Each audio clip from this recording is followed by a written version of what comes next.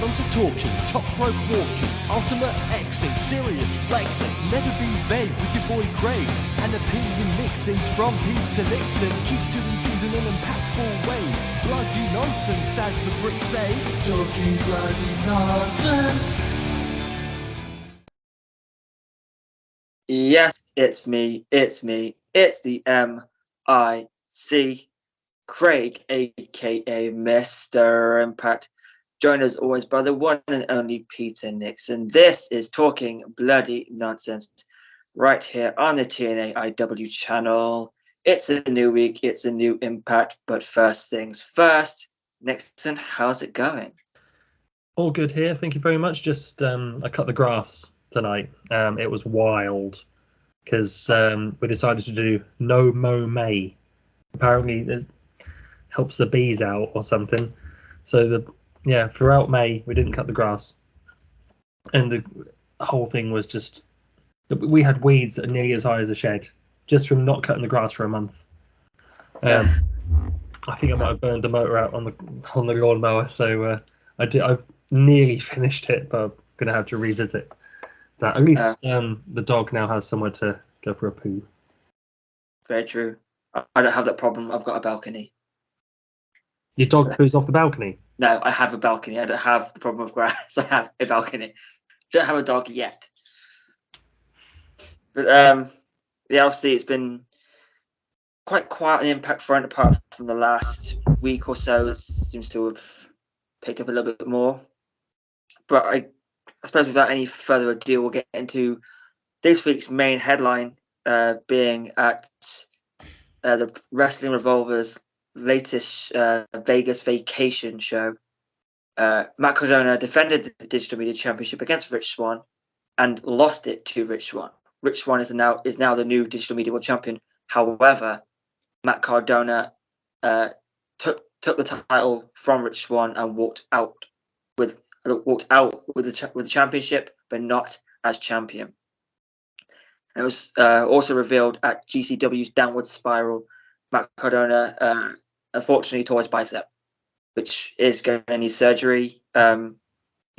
As we record today on Wednesday, Cardona was a few hours ago was on Busted Open Radio, and as far as the NWA goes, he's promised he'll be there no matter what. But of course, with still the NWA World Champion. Yep, and the show he's likely to miss is Always Ready. Oh yeah, which would be unfortunate. So he's said he'll be there, where he has to crawl his way to the ring. He'll be there. Okay. But as for losing the Digital Media Championship to Rich Swann, obviously we are in the middle of the tapings being aired, so Rich Swann will not have the championship, which is obviously plays into Cardona taking the title and taking it and running from the building. Mm. But it also has left in doubt whether Cardona is going to stick around, is staying in Impact for a little bit longer. Obviously, he's part of these current tapings, I imagine, in some form. But unless maybe he did send the Digital Media Championship back and Rich Swann will walk out with it, maybe got back. But whether people are now talking about whether Cardona is done with Impact Wrestling. Obviously, Brian Myers is a free agent now. Wasn't part of these last tapings, although major players are still featured on the opening credits for Impact. What's your feeling on Rich Swann winning the Digital Media Championship, given his not a lot of social media presence? He's got one Twitter account. He hasn't tweeted since 2018. Mm. And also your thoughts on Cardona being injured, and as well as keeping hold of the title but not being the champion. Right. So, regardless of how much Rich Swann tweets, or how much he jumps on Instagram or whatever, he's a very well-deserving mid-card champion. He's the former world champion, former X Division champion. He should have had a tag title run with Willie Mack, as far as I'm concerned.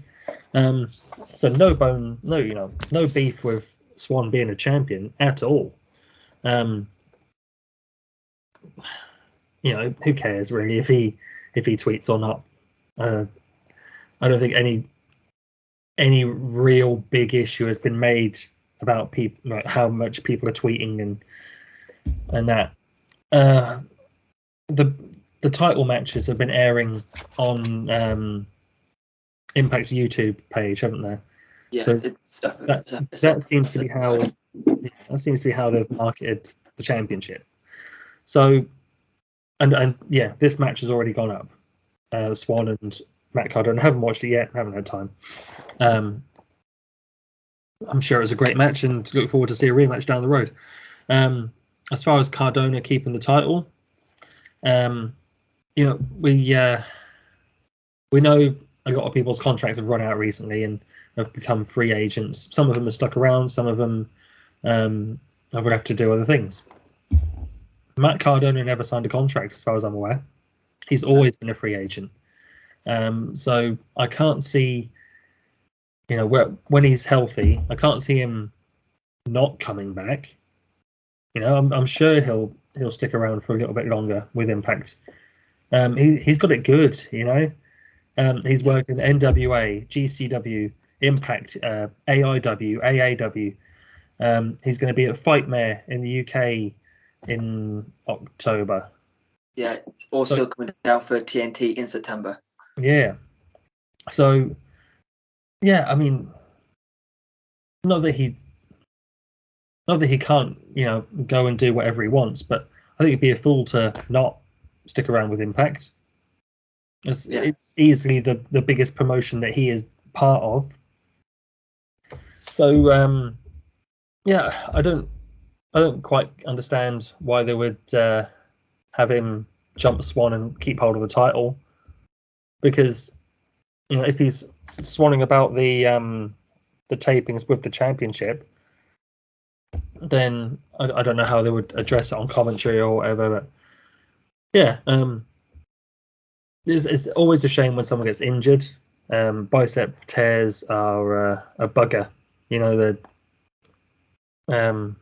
real bad, and they do take a bit of time to heal. So he's going to be out a good 4 to 6 months. Yeah. And all these championships, he's going to have to vacate most of them. So yeah, all the best to Matt Cardona, and hope he heals up quickly. Yeah, I mean, it's especially as Cardona is really finding himself now as one of the biggest names on the independent scene and one of the biggest heels on the independent scene right now. And the fact that he is the current NWA World Champion and now is injured, and I can't see NWA having him relinquish the title. I think that would be down to his discretion. At least I hope it will be, because yes, the NWA is obviously they're still an active company. They have TV, they have film tapings, and they have pay-per-views coming up. And not having the world champion on it could cause a kind of ripple in not having the world champion, the oldest world championship on their product. Mm-hmm. But I think Cardona will, Cardona's a great heel. I think he'll heal it up really well as an injured champion. I think he could play that part very well. Yeah. As far as the digital media championship goes, I agree. Rich Swann is a great champion, regardless of what division he's in. Obviously, his world title reign has some kind of cloud over it, given he never got his rematch and the whole AEW thing came to a crashing halt. Mm.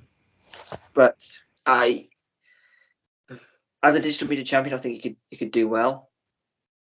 As far as Cardona keeping the title and running away with it, I've got a feeling that's got something to do with the fact Cardona maybe wasn't at these TV tapings. Mm. So maybe Cardona sends it back and Rich Swann walks out of it at Slammiversary. But I don't think. I think for now it'll be promos of Rich Swann demanding the title come back and Cardona show his face and stuff. I think I've got a feeling that's where it's going to head. Yeah. Maybe Brian Myers comes back and defends it on his behalf. Yeah, it may be. I think Cardona is going to play this very well. Yeah. Like we know he can, and yeah, he's part of the biggest independent promotions in the US, as well as being on Impact. As you know, he's coming over here for, it seems like, for about a month, from September to October. So a lot of promotions will pick him up here. Obviously TNT was the GCW in September, which is going to be great, and hopefully I'll get tickets to that, depending if my ID comes in time. But I don't think this injury. I can't see it stalling his momentum too much. Still a great champion. As far as him being done with Impact, I just don't see it. Yeah. He said multiple times that he's doing some of his best work he's ever done in Impact, because he gets to be on TV. Yes, you can make the argument that it's only access and they haven't got the same reach, but they're on YouTube. Everyone can see him on a weekly basis. Yeah. For 99 cents. So I don't think this injury is going to bring him out of Impact. It seems like he's got a good relationship with Impact and Scott D'Amore and everyone else who works there, clearly. Yeah. So it is what it is. It's unfortunate, but if anyone can still keep up this momentum of being the heel champion, it's Cardona. He'll do this very, very well. Oh yeah. It's gonna go great for him. So that's that. I mean, as far as digital, it's cool we have another digital media champion, and also the champions. We go from Jordan Grace to Matt Cardona to Rich Swann. That's 3 pretty good champions right there, and I'm sure Rich Swann can have some great matches with everyone who comes along. But that's the Impact section news headline fill for now. Now we head on over. We come to this side of the pond, although run by obviously the AOP from Legion of Pain now. Wrestling Entertainment Series has been postponed until July 9th. We talked about it obviously a lot more in depth on a couple of episodes ago, which you can go check out. And it hasn't come as a massive surprise. I know some people who booked hotels for this weekend, and which are non-refundable. I think you can't, calling it off the week of. I think that's fair, because they must have known going in that it wasn't going to do very well, given the short amount of time they released the tickets. But what's your take on them being postponed? Because it hasn't come as a massive surprise to a lot of people. Well, yeah, exactly what you said. Not a surprise at all. Most people don't have the funds to spend on live entertainment at the moment. To do it, it's all very weird. Right? They announced it with about 3 weeks to go, and then postponed it on the week of. Hopefully people can rearrange their hotels, get them, get the dates changed on them, train tickets, etc. Most people do that. Most companies do that these days, especially in what's going on at the moment. After the pandemic and now in this economic situation. Yeah, it's a shame, because a lot of the talent originally booked for WES now can't make the new date, so it's going to have to be a totally different card from what they announced. Hopefully they can still go with their advertised main event of Adam Scherr versus Alistair Overeem, because that was probably the biggest draw on the show. Yeah, it's unfortunate, but these things happen, unfortunately, and they're happening a lot these days. Yeah, I think obviously we mentioned the price of the tickets, and they weren't cheap in the slightest, and in an arena. So maybe they're taking this. It's being postponed to for July the 9th. It's in the same place, which is the Nottingham Motorpoint Arena. I'm not sure on the layout of the Nottingham Motorpoint Arena. I think they have sub venues in the mini venues throughout the bigger venue. Mm-hmm. It's a completely different place, but I did. I worked a while back years ago at Cardiff Motorpoint Arena. I did a shift there as a steward, and they had smaller venues within the bigger event, within smaller rooms, but still was a big enough, big enough to get a decent crowd in, like they have at Madison Square Garden. So maybe that might be the better option, because the talent they booked, we mentioned it obviously a few episodes ago.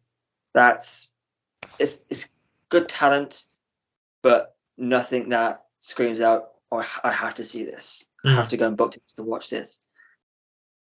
And it's unfortunate they will lose a fair amount of this talent now. Have to reschedule.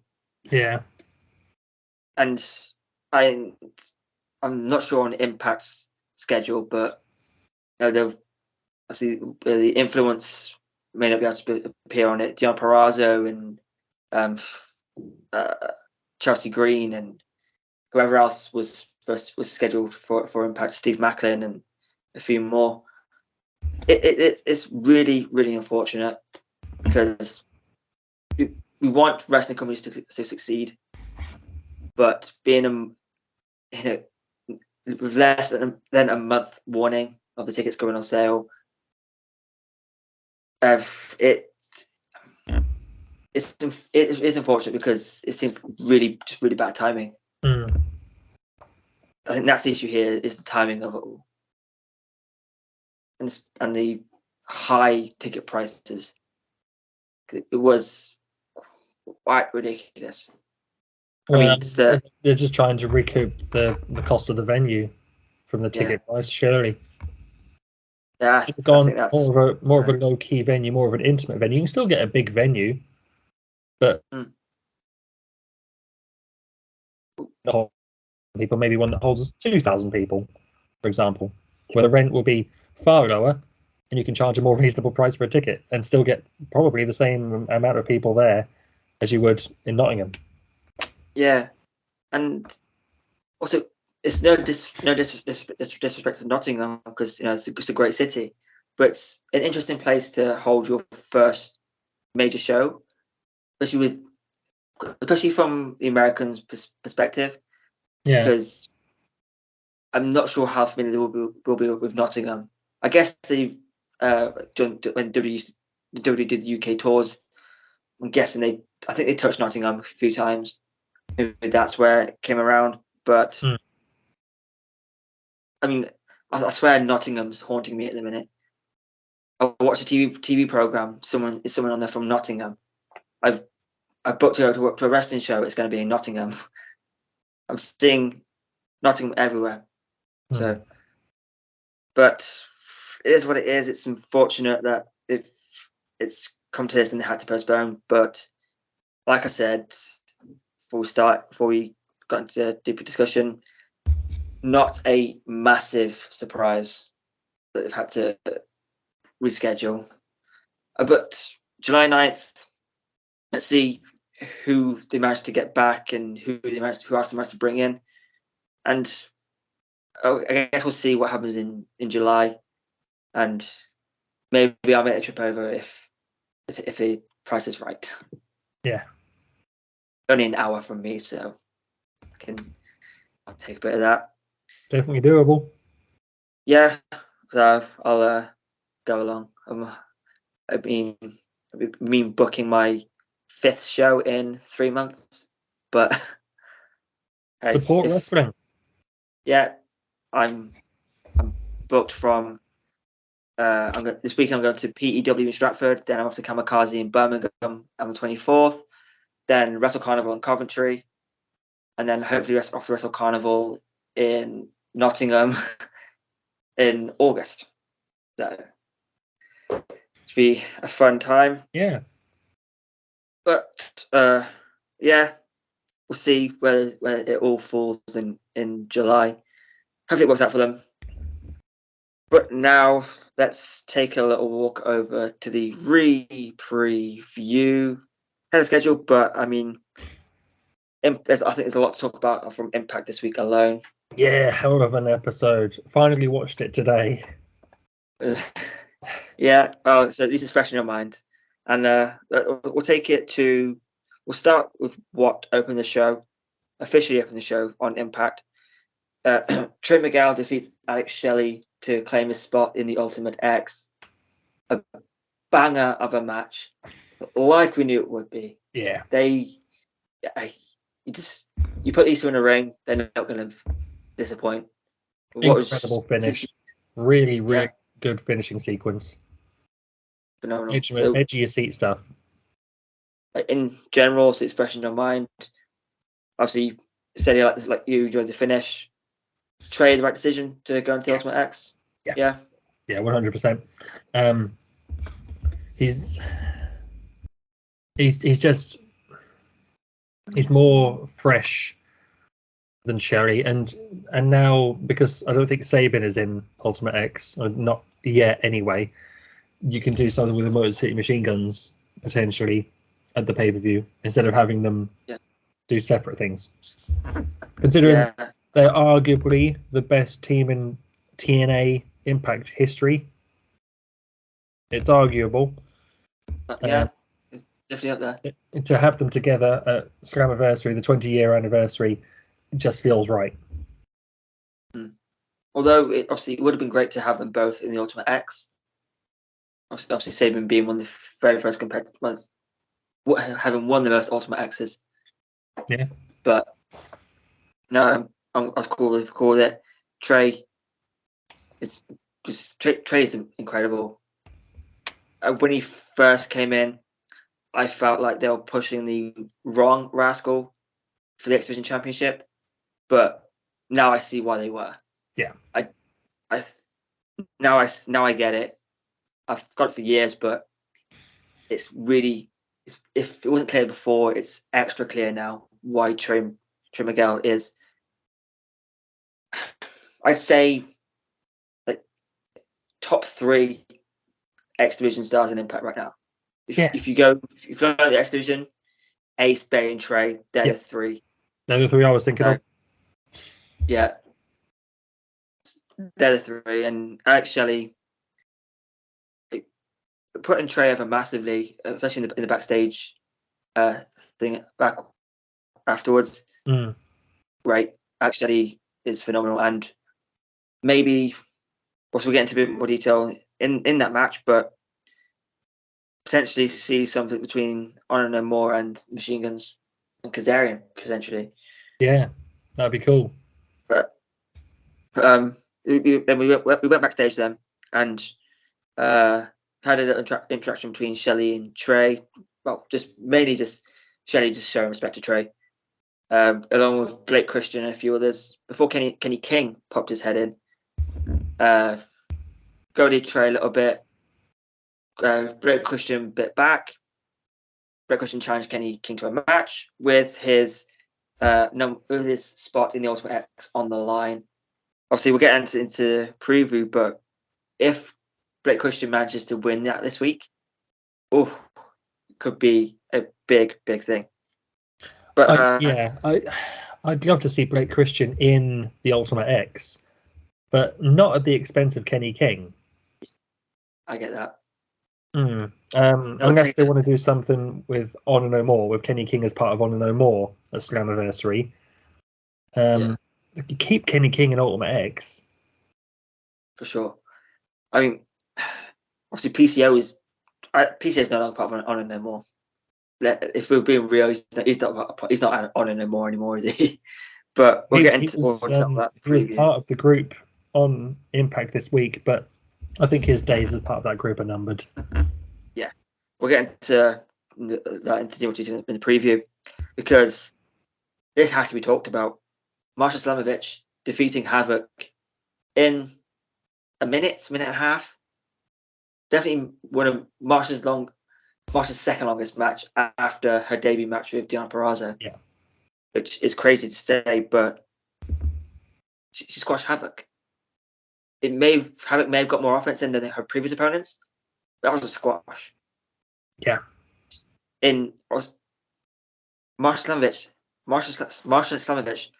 defeated Havoc, and now it's 10-0 in Impact. Not 10-1. Yeah, but under contract she's 10-0. Yeah. As a contracted Impact wrestler.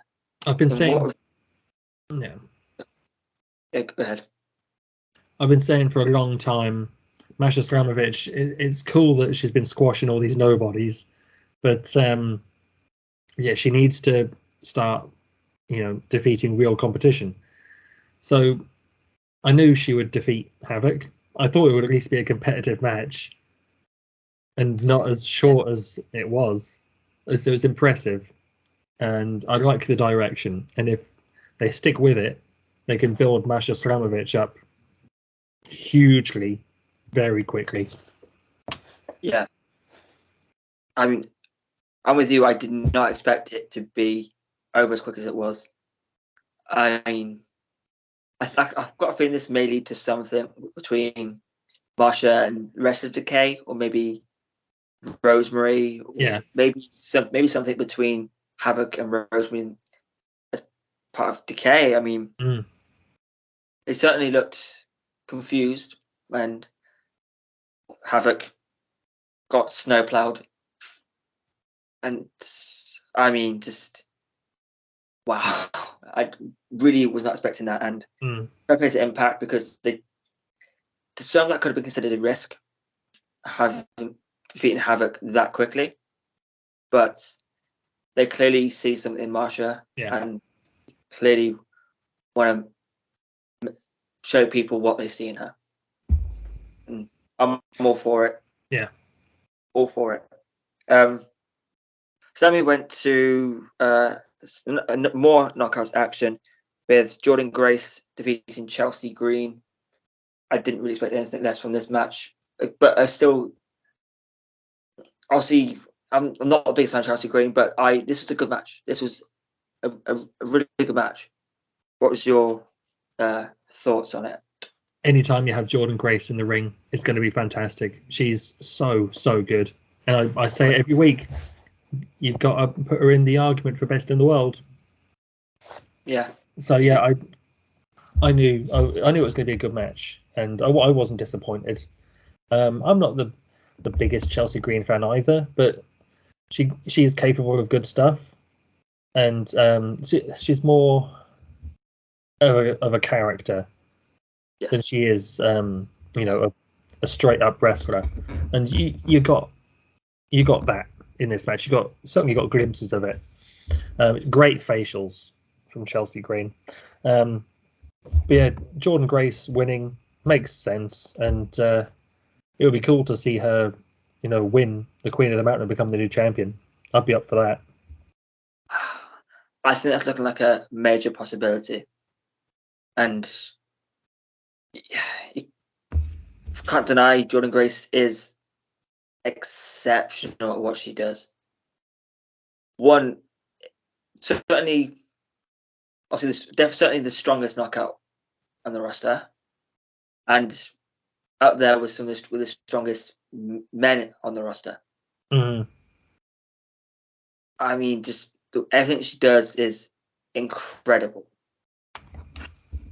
Been in Ultimate X's, she's been digital media champion, technically X Division champion, almost, kind of. I count it. Not official. I'm afraid you can't have that. Nah. Maybe one day. In my eyes, in my heart, Jordan Grace was X Division champion for a brief second, but X Division champion. She's just great. And as for Chelsea, okay, yeah, I'm not the biggest fan, but she's a good character and knows how to work herself as a heel as well. So I guess it's odd. If I don't like her, she's doing her job. Yes, exactly. And I can't fault anyone for doing their job. Then we had what we thought was going to be a nice, straight up nostalgia match. Obviously, before that, we did have Honor No More remind Scott No More that if they don't get what they want, nobody does. Didn't know what that meant until this match. First of all, up until the Honor No More thing, Kazarian and Sabin were on fire. Yeah. Again, it's like this Trey and Shelley match. You put those two together, they're not going to disappoint.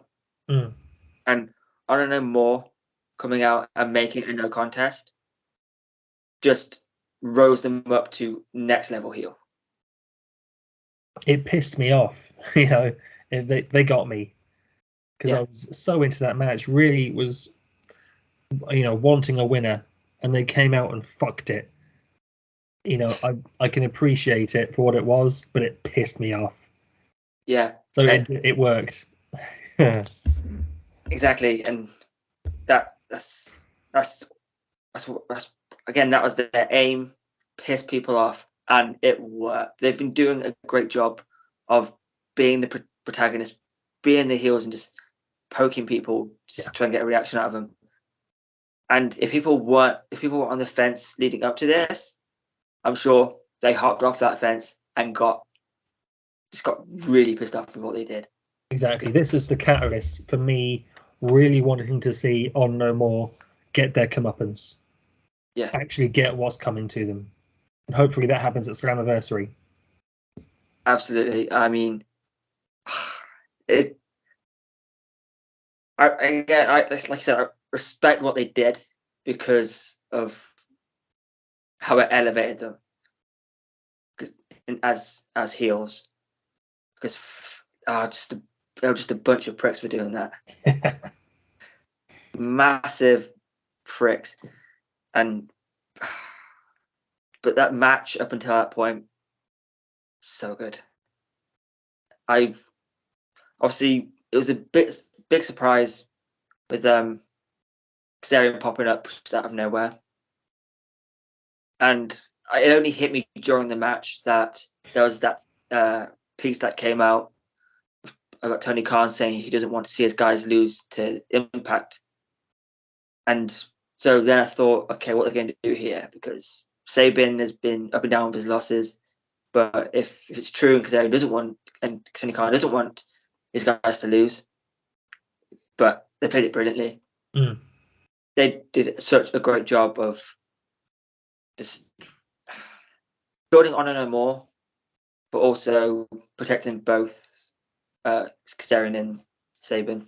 Yeah. So I was all for it. And I don't know what to say on that because it was just great throughout. From start to finish, it's great stuff from Impact. Then we had a tag team match, and I enjoyed it more than I thought I was going to. I'll be completely honest. Bhupinder Gurja and W. Morrissey defeat the team of Rushing and Mahabali Shera. A great tag team match. I'll call it what it was, and it was great. Morrissey, obviously, when he first came in, Morrissey's done a great job of making himself a top baby face, and that helped Bhupinder in this match. Oh yeah. It totally gave Bhupinder the rub in this because Morrissey was over, in this match. So to see him, shout over to Bhupinder, shout to the crowd, "Do you want him?" And the crowd were, into it, and they were up for the finish, and glad that Bhupinder got the win. So yeah, it's really cool. Yeah, basic formula for a tag match. It worked really well as far as I'm concerned. Yeah, I mean, I've been on the fence about Bhupinder. If you can go back and watch so many episodes, I said there's still something not quite hitting for me with Bhupinder, but I'm still not 100% there. But this is taking a big step forward for me, seeing what impact I've seen in him, and how they're booking him. And Marcia, like I said, did a great job of giving him the rub. And it can't be understated how good Raj and Shera were as the heels. Because they did a great job. Raj Singh, obviously, when he first came in as kind of muscle to the Desi Hit Squad, was of course overshadowed by Rohit Raju, Hakim Zain, because Rohit was and is a great heel. Yeah. He's a sneaky little heel, and I like it. And it's definitely someone I hope Impact are looking at bringing back in, because I don't think there's more we can get more from Heat, and I hope we see him back in Impact soon. He's got more to offer Impact than he does AEW Dark. Yes, he's been around for quite some time. He shouldn't be on Dark. This isn't Impact bias. He should not be on Dark. But I mean, there's so many people who are on Rampage, but you keep Rohit on Dark. It's very, very confusing. Exactly. But and seeing Shera back, I think this time with Impact, I said it before, Shera and Impact right now, if it doesn't work, cut your losses. It started, then it dropped out, then he disappeared for months, came back, started, dropped out. I think it has to work this time. And given that he's an OVW national TV champion, I think that's helped him, because people are more aware of what he's doing now. Yeah. So I want to work, because I saw a tweet. I can't remember who tweeted it, but I said, unpopular opinion, the Shera Shuffle was great. I agree. Jeff doesn't, but I agree. And I was all a big fan of the Shera Shuffle. Yeah. Got over huge over here. So we all did it. Yeah. Particularly over here on the UK shows, it got over huge. Everyone. So, but yeah, great tag team match. Morrissey, I hope he's signed at least a few. Obviously, he signed a few more dates, obviously, but sign him. Give him a contract, a permanent contract. Sign him, because he is incredible, and he's gotten away from the big cast character now. Yeah. So just sign him up. He's too good. Well, yeah, exactly. He did his 6 months, however long his contract was. He's now a free agent. He's obviously sticking around in Impact. Maybe he wants to be a free agent so we can explore other options. But yeah, Scott D'Amore needs to put the pen to paper, come up with a nice figure to encourage him to stick around. Yeah. Because he's got momentum at the moment. Yes, you don't want to let him slip away. No, he's doing a great job. I mean, you saw how over he was when he cut that great promo at the ECW arena. So, and during the feud card with Brian Myers, he kept rising and rising, and now one of the top baby faces in the company. I have to sign him. Scott, sign him up. Impact, sign him up. Impact, sign him up. Yeah, then we had the main event of a star-studded main event with Violent by Design, Eric Young, Joe Doring, and Dina taking on the Impact Tag Team Champions, the Briscoes, and the Impact World Champion in the Walking Weapon, Josh Alexander. What's your thoughts on the main event? Perfect way to end the show. You know, hell of a 6-man tag. Gave Eric Young some great momentum. You know, getting a win over Mark Briscoe, one of the, you know, one half of the tag team champions, one half of the best, you know, one of the best tag teams in the world. So yeah, match was awesome. You know, really solid action. Couldn't fault it in the slightest. And yeah, I think the result was correct. It gave Eric Young a big win, and you know, there's jeopardy now. You know, can Eric Young actually take the world title from Josh? Yeah, and I agree. It was the right decision for VBD to win, because their win and loss record it fluctuates quite a lot. But to get a win over like 3 champions, and not just any 3 champions, the tag team champions and the world champion. Now, even though Josh wasn't pinned, in the record books it states VBD beat the champions, and that can't be overlooked. Eric Young, he pulled out a win that nobody was expecting in the Gauntlet for the Gold, and now he's just beating the tag team champs and the world champion. We knew Impact would do this a little bit more heading into Slammiversary, because I think we all knew Eric Young's win-loss record.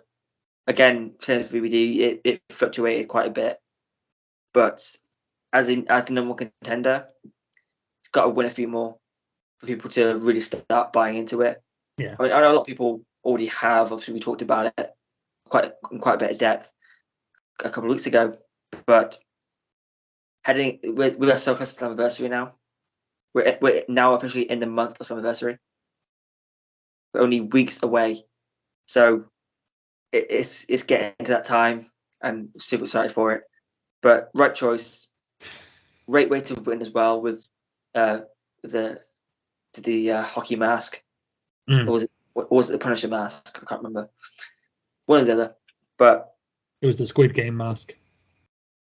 It was a mask. There we go. Yeah, great choice. Also on Impact, we also had announcements for Slammiversary. The tag team titles are going to be on the line as the Briscoe brothers defend against the Good brothers, which we kind of knew was coming because they still needed that rubber match. Yeah. So, I mean, we'll take a little, as closer we get to Slammiversary, we'll take a really in-depth look at the card, and we'll give our predictions, of course, because I've got to retain my crown as predictions champion. So, even though I'm now one half of the prediction champion, I'm aiming to be the number 1 predictions champion. One and only. Yeah, the Impact was great this week. This week in Impact, another great card, and it's a handful of matches. But before we get into the main show, I want to touch on BTI a little bit. Alicia takes on the returning Renee Michelle. Oh, okay.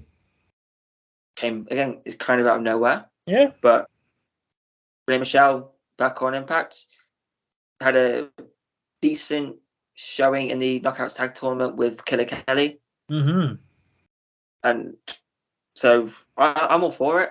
I think Impact obviously have a trend where they'll bring someone in they're interested in sporadically and have a few tapings here and there before signing them like 6 months or maybe eventually a year later. Yeah. Assign him. And Rey Michelle would be a great addition to the Knockouts division. Obviously, got that attention in WWE, but it was mainly around Drake Maverick, Rockstar Spud, and that whole 24/7 stuff. So it'd be cool to see her in Impact, and against Alicia as well. Yeah, that's we said it before. Lish doesn't get enough love as a builder of people. So I'm all for it. Great BTI match. But I mean, the main Impact show, we're going what I assume will be the main event to start with. Moose and Macklin versus W Morrissey and PCO. Savannah Evans versus Mia Yim. OGK, Taven and Bennett will take on Heath and Rhino. Matthew Raywalt steps away from the commentary desk to take on the new digital media champion, Rich Swann. Kenny King puts his Ultimate X spot on the line and takes on Blake Christian. What are you looking forward to on that? Because it's another stat card. Where do you start? I think Kenny King and Blake Christian will have a hell of a match. Interested to see OGK and Heath and Rhino. OGK have a knack for getting the best out of people. You saw it with the Good Brothers. One of the best Good Brothers matches I can remember in Impact Wrestling was against the OGK. Yes. So yeah, I like Heath and Rhino. I know people aren't as fond of them as they are some of the other teams in Impact Wrestling, but I think they're great. And yeah, I'm looking forward to seeing what they do with the OGK. I think it'll be a really good match. The main event is wild. We're ready to start on that. That's incredible. Yeah, Moose and Macklin, I think they make a good pairing, but Morrissey and PCO, that match is going to be outstanding. I cannot wait for it. No, this is going to be a phenomenal match. I mean, yeah, it's going to be great. The entire card looks incredible. Impact this week's going to be great. Like it always is. It's never been since the Anthem regime has never been a bad episode of Impact. It's always been. I said it before. I say it again. You should get it on a T-shirt. Impact's at a level, never drop below it, even on TV. Yeah, I mean, if you just look at last week's episode, which we've just spoken about, match quality wise, one of the best I can remember. So they've been on an uptrend, in my opinion, since Hard to Kill. Match quality wise on Impact every week on television, they are hitting it out of the park. And yeah, much like last week, I can't wait for this week. Yeah, that main event is gonna slap so hard, and I'm really looking forward to it. It's Marcia and PCO that's a super interesting team, and I can't wait to see it. But it's nearly time for that final 10. But before we get into that, because I did miss it earlier, let's take a look at the power rankings from last week. Over to the tier with this week's power rankings. Who's number 1? Who's number 10? Wait and see. It's time for the power rankings.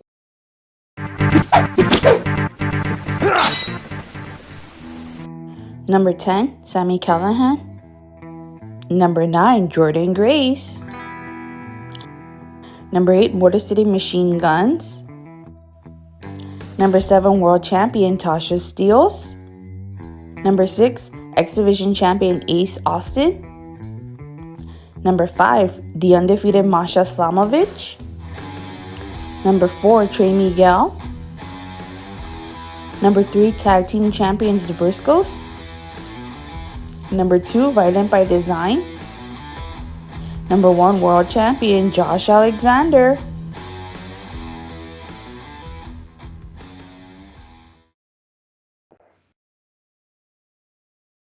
And we're back. A few minutes ahead of schedule, but let's take a little walk over to that final 10, 10, 10. And it recently surfaced, I believe, Fightful broke it first. Like, they seem to break everything first for Impact. But the recent set of tapings, it's been reported that Rhino and Madison Rayne have been working as producers. Madison Rayne focusing working with Gail Kim in the knockouts, and Rhino seemingly working everywhere with the male competitors. A lot of positive reaction, as it should, to legends who know what they're doing. Mm. What do you see it as only a positive? Yeah, 100%. kind of has to be right. You've got Rhino, who has seen the company from 2004, I think you're right. No, 2006, 2005. 2005 he came in. Yeah. And so he's seen the company at its highest and its lowest, being obviously coming back in 2014 for the Dixie Carter stuff, and now coming back. I mean, it's great. And of course, Madison Rayne working with the knockouts. What's not to like there? Working with Gail Kim as well, two of the very best knockouts Impact have ever really produced. But yeah, what's your general feeling on? Do you think this is Rhino and Madison looking towards the end of their runs, or think we've got a little bit of time left with them? I think we've got time left on both of their careers, their in-ring careers. But if they're looking to transition, then there's no better choice, in my opinion. Have Madison Rayne work with the knockouts and Rhino with the men. Yeah, I think. Rhino probably not suited to X Division matches, but heavyweight. The world title picture. I think he'd be a great producer, agent. Whatever you want. I know you've got a great team working there. With Lance Storm, Scott D'Amore, Jimmy Jacobs. Yeah, I think he's still part of it, isn't he? Yeah, I mean, and on the knockout side as well, you've got Gail Kim, Madison Rayne, and Christy Hemme, who's also back. That is an incredible backroom staff.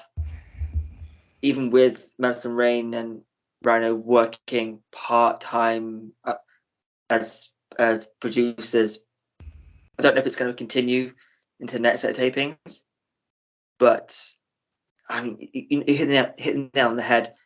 Production team backstage contains some of the smartest people in wrestling. Yeah. I think D'Lo Brown, Tommy Dreamer, I think they're both part of it as well. Yeah.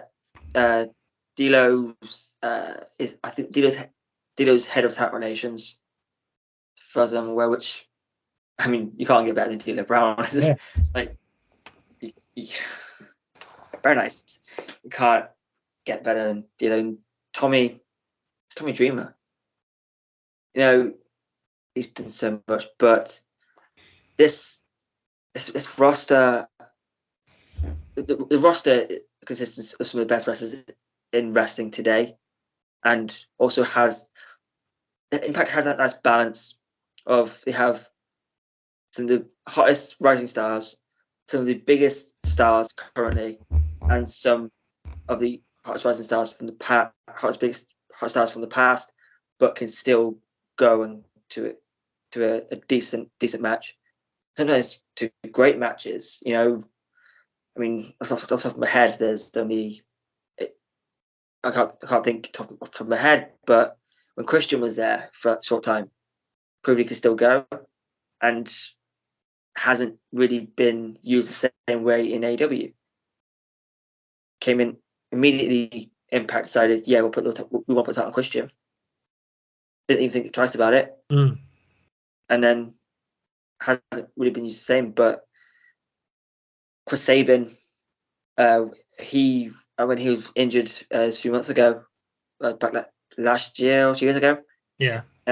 He was allowed to come and work on production and as an agent. So Impact have a good history of bringing people in off the roster to work backstage to help produce what they do. Jimmy Jacobs, of course, came to Impact as a on-screen character with Congo Kong. Yeah. Right. And I know the Impact fandom don't have fond memories of Congo Kong. Jimmy Jacobs still did a great job. Yeah. Totally. Zombie Princess. It's great. Yeah. And I believe he just worked Madison Revolver as well. Okay. I think he had a match for I believe against Alex Colon. Oh, nice. Yeah, from reading it, if I remember right, but here's great. How good Jimmy Jacobs is at his job. When Chris Jericho had his final run with WWE, when he was doing the stuff with The List, and the stuff with Kevin Owens, the Festival of Friendship and all that, Jericho would request Jimmy Jacobs to work on his stuff with him because he gets it. Yes. So to have him as part of the backstage team, I know we're meant to be talking about Rhino and Madison Rayne, but to have Jimmy Jacobs specifically as part of the backstage unit is invaluable, in my opinion. Absolutely. He so good. And when that whole thing, he got fired for taking a selfie. Like, I mean, which is one of the, I know WWE have some stupid reasons for firing people, but a selfie. Ugh. I think they were looking for a reason. Yeah. Yes, so. But just quickly on Jimmy Jacobs, when he was first released, obviously he signed with Impact pretty much straight away, which was a positive thing. It was when Anthem first really took over as well to top it. And Jimmy Jacobs said in an interview with Chris Van Vliet that he'll keep doing this as long as he has something to give. And that was in 2018. So clearly he sees a lot in Impact, which is all good. And just that, and like I said, that entire backstage team, adding Madison Rayne and Rhino to that production team, that agents, whatever you want to call them, it's only going to improve the product, because Madison Rayne, I recently watched a compilation of Madison Rayne's greatest lines she's delivered. Madison Rayne is hilarious. The stuff she's come out with in the past is incredible and very, very creative. Yeah. Oh, well, when she was on commentary and she would burn Josh every week. Yeah. And I've looked at stuff from with Tara to Split the Beautiful People to all the stuff she's done. So good. And Rhino is Rhino. Seen it all. Yeah. Done it all. And now is helping to develop Impact, which is already a great product. And then the people who had backstage, they're not overdoing it they're not overloading it with producers for every individual person. It's a group, a fantastic group, and it's only going to be great things from here. Yeah. Well, Rhino, he's, as you say, he's been with the company since 2005. Well, on and off. He's been back to WWE. He went to Ring of Honor for a time.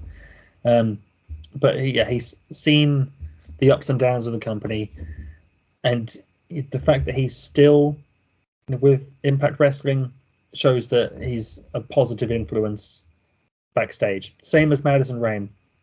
Been with the company since 2008.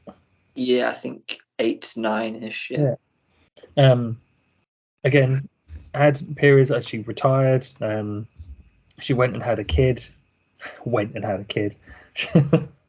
She had time with Ring of Honor as well. And the fact that she's still here, and she's a champion at the moment. It's positive influence backstage, obviously. To see those two moving into backstage roles as well as their on-screen duties, it's the right decision in my opinion. Completely agree. Impact have a great roster, great producers, great management, great ownership.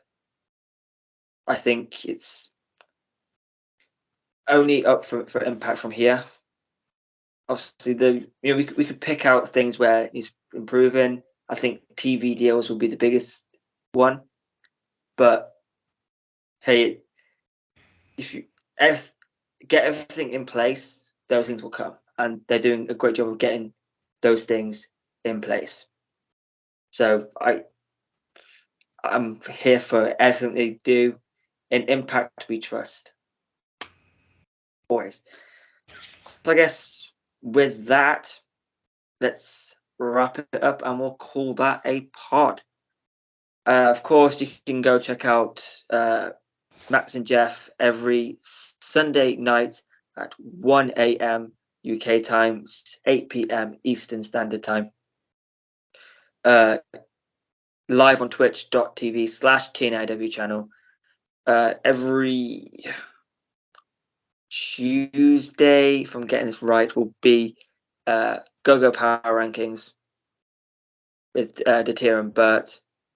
5 to 10 minutes, more in-depth look at your choice for power rankings. If you want to be in the power rankings committee, drop Bert a message at BertMacklin11, and we'll get you in the power rankings committee to have your say on who goes where.